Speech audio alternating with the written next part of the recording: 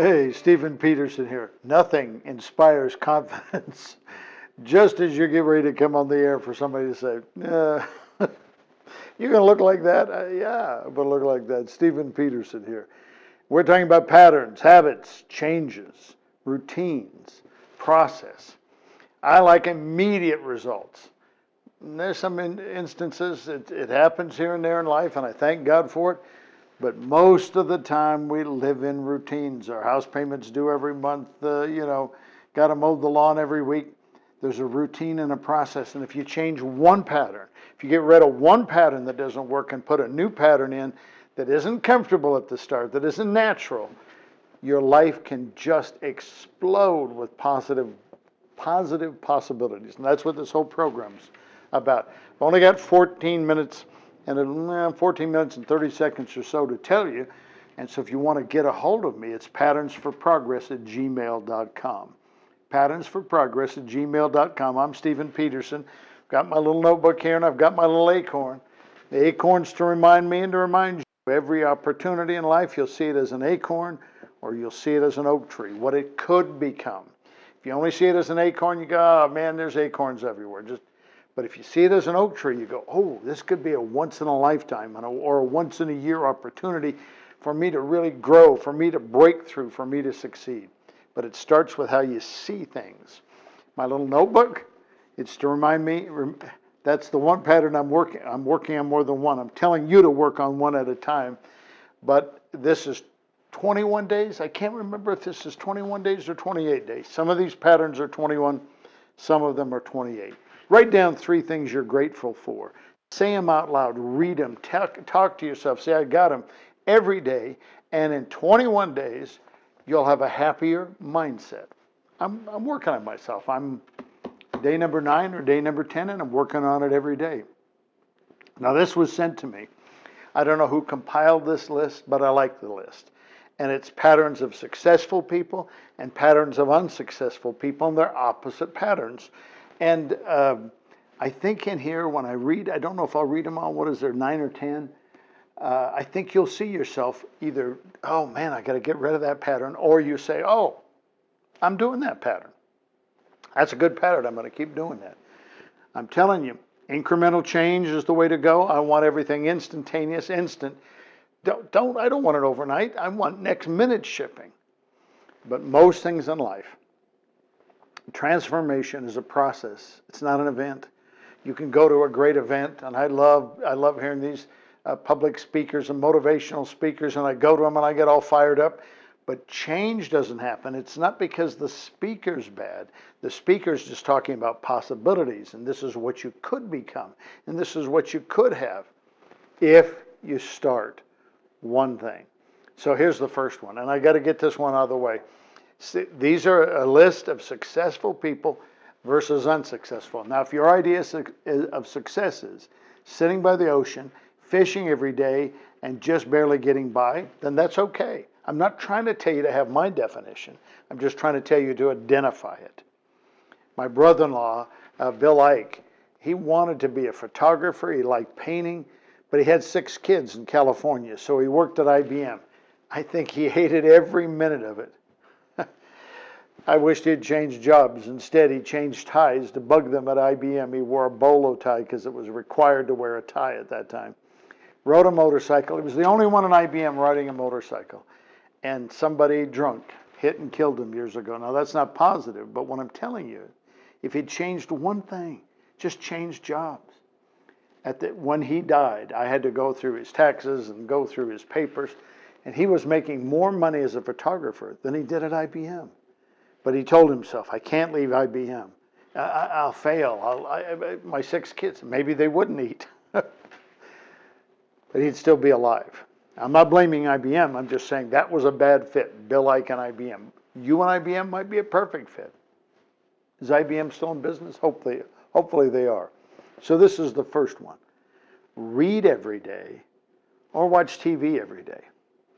I've told myself, and I've had people tell me over and over, oh, I don't have time to do this, and I don't have time to do that. But if you log down on a piece of paper how much time you spent watching TV, and I'm not against TV, I'm on TV. So please, there's good TV and bad TV. This is good TV. But if you logged how much and then looked at it for a week, you'd find out you might have enough time to go get another degree, or you might have enough time to get a second job and pay off some debt. That's one of the things that Dave Ramsey is always telling people. Deliver pizza, do something part-time, and work on paying off your debt. Watching TV, you'll find more reasons why you should go out and buy something. I'm not against you buying things. I'm just telling you, I'm happier. The only debt I have is my house, and I'm working on that. It doesn't look like it's possible, but I've already overcome a bunch of debt. I don't have any credit cards anymore. I have more money to my name every month than I ever had. I was making those credit card companies very happy. So, successful people, and I don't know what their definition of success. This is a list sent to me, and I just like the list. Successful people read every day, and unsuccessful people just watch TV. And these two go together. Successful people constantly and continuously learn. How does this work? How do you do this? And how do you do that? Unsuccessful people, they already know it all. They know it all. I was going to say a friend, but an acquaintance of mine is very successful in business.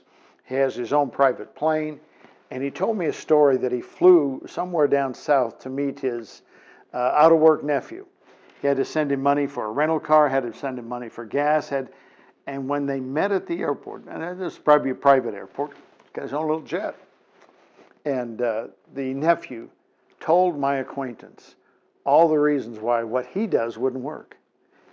Now here's a guy who's so broke he can't afford a car and he can't afford gas to put in it, and here's someone who's got a jet who flies out, and he won't listen to him. Now maybe not everything he knew would work, but there's got to be something, one thing, that he can do that he's better at than his nephew. And you know what? I'm inspired by saying that.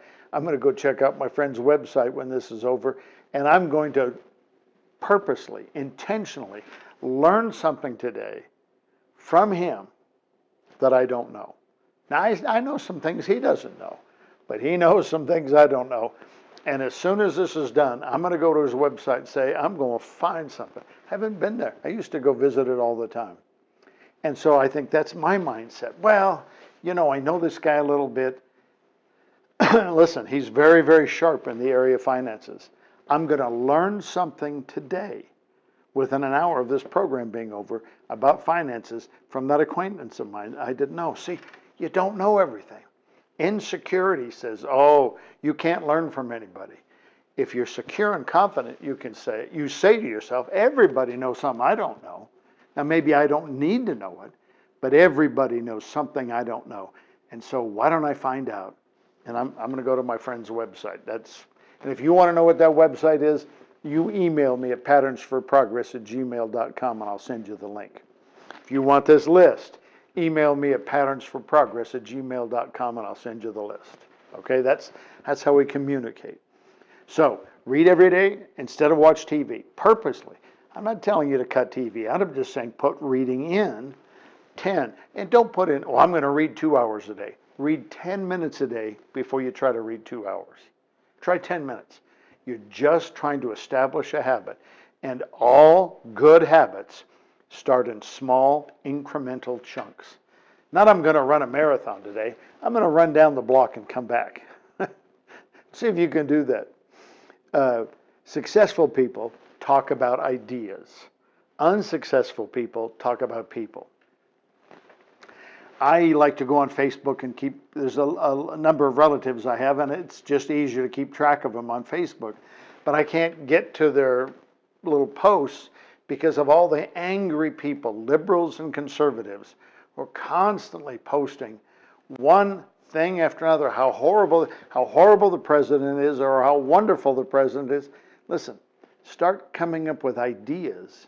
Start talking about ideas. Things that have worked for other people, things that have worked before. How about come up with an idea you've never heard of before, something that'll work, instead of talking about people.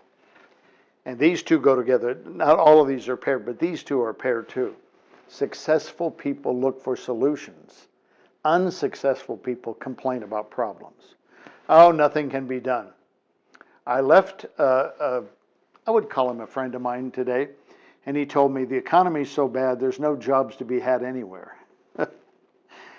Are you kidding me? Every place I walk in wants to hire somebody. Now maybe you don't want to work there, maybe you can't live on those wages. People are looking for someone to work all the time. And before I left, this friend of mine, some of his family members showed up, and they all had that in common. Oh, this economy is bad and nothing can be done. This economy is booming. But what they have done is got together, talked about how bad it is, and now none of them look for a job. None of them try to increase their skills or their education. None of them even see the possibilities are right in front of them. It's just bad and getting worse. My goodness. See, you can look for solutions or you can complain about problems. It's a cute little list. I think there's about 9 or 10 of them, and they're direct opposites. Successful people see the oak tree. Unsuccessful people see the acorn. I touched on this the last couple of weeks. I'm telling you, there's something coming by you, something in front of you every day, something in front of me every day. All it does is look like an acorn, but if you plant it and if you nourish it and if you water it and you watch over it, it will turn into an oak tree. It is something small that could turn into something big. It's not a get-rich-quick idea. It's an idea that's going to make your marriage better, make your health better, make your finances better, make you smarter. But it shows up as an acorn. And if all you see is an acorn, you got to start seeing the oak tree in things. Successful people are grateful for what they do have. Remember, everybody has something. Nobody has it all. Nobody has it all. The richest people in the world can have some of the worst health. Maybe you don't have any money. You've got great health. Maybe you've got a lot of money and no health. Everybody has something. Be grateful for it. Build on it. Acknowledge it. See, there's my little list. 3 things to be thankful for. It'll change it's 21 days. It's supposed to make you have a happier mind and a better outlook. I'm working on it. Like I told you, that was day 10. Ungrateful people, they don't succeed. They don't value what they do have. You've got to see and recognize and value what you do have and say, I'd like more. I'd like more money. I'd like more health. I'd like more strength. I'd like more time to go fishing. Excuse me. See what you have and be grateful for it. Successful people constantly learn. Unsuccessful people, I know it all. I don't need that. That's not for me. Here's the last one I'm going to share with you. I've got about a minute to be with you. Successful people set goals and develop life plans. Unsuccessful people say, let's see what happens. Maybe I'll trip into something. Most of the time you don't trip into something good. You don't accidentally. Thank God for every one of those little serendipity episodes in your life where you just come across something. Isn't that the blind squirrel coming across an acorn?